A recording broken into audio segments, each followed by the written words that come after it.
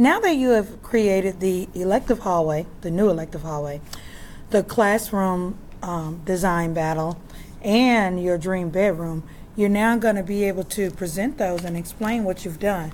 So this is the first screen, the title screen, where you will put your name here.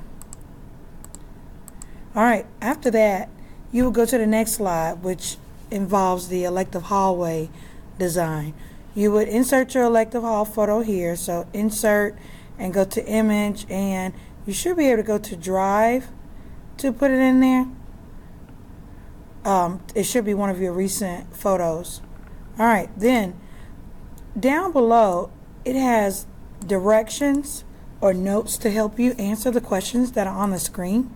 So it says the photo is the screenshot of your design. So this is where the elective hall screenshot design goes.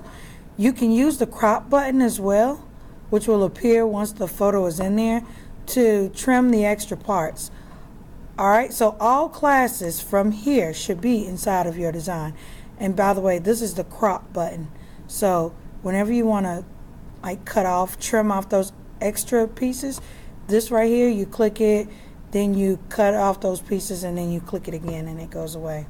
So let's go over to the design process questions. It says the problem is, well, right here it says this is where you say why you need to make the new elective hallway design. So think about how the elective hallway is designed right now and compare it to what you've done, and that will explain why you needed to redesign the elective hallway. Then you're going to put in some ideas you had when you were designing this. So it gives you A, B, and C. The next question, I decided that some classes needed. So what does some classes need that you included in the design? Then what special features does the design have? And then number 5, I'm mostly proud of this because when you finish that one, you go to the next slide, classroom challenge. So this is where you had to make the classroom look exactly like this or to the best of your ability. Put the screenshot of your design here. Remember, it's insert and then image. You should be able to locate it in the drive. Use the crop button to trim the extra parts on your photo when it's in here.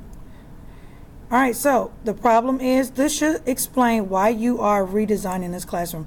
So even though you're making it look like a replica of it to the best of your ability, why would someone need you to do that? Why would someone hire you to redesign it? Think about it. Alright, some ideas you had when making it. Some you decided that it needed this.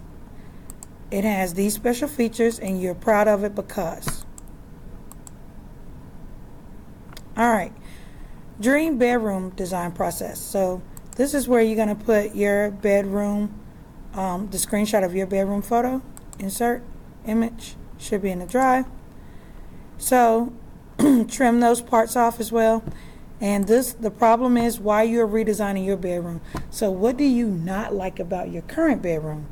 Well, this is what's going to help determine why you made your bedroom this way. So you're going to explain that here. Some ideas you have. You decided that your bedroom needed this and it has the special features and you're proud of it because. The last part, you may have to put it in presentation mode, but you'll play the video. This is all about adding and subtractive modeling, additive and subtractive modeling. And if I put it in presentation mode, it will easily allow me to click the play button and then it will play out. And then after you finish that one, you do this one. And it asks, the question asks, did you use more additive modeling or subtractive modeling? So take a look at each video to determine, did you do this one or did you do more of this one? And explain why you used it the most.